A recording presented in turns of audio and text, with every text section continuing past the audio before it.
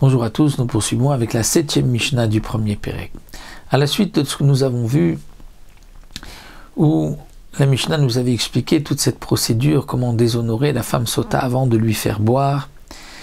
La Mishnah continue, nous dit Bimida chez Adam moded ba modedim, c'est-à-dire dans la mesure qu'un homme mesure, c'est ainsi qu'on lui mesurera. C'est-à-dire, comme un homme se conduit, c'est ainsi aussi que dans le ciel on se conduira avec lui. C'est pour cela que hi kishta et atzma la vera, elle s'est embellie, elle s'est arrangée pour plaire à cet homme, pour fauter avec lui. Amakom nivlak, je me crois demander qu'on va la déshonorer devant tout le monde. Igilta et atzma la vera, elle s'est découverte pour fauter avec lui. Elle s'est mise donc dans un endroit, comme dit le Barthénora, Yeshua Parashat Drachim, aux intersections des chemins. Donc elle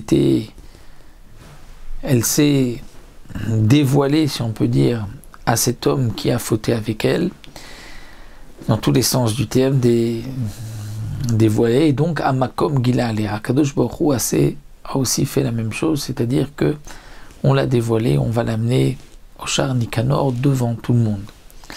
La faute a commencé par la cuisse, et ensuite le ventre. C'est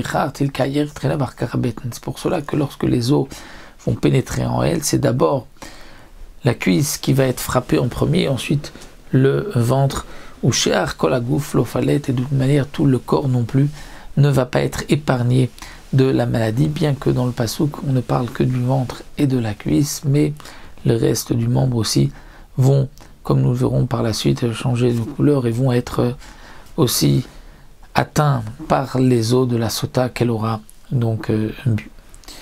Une petite Mishnah et on continuera dans la 8e.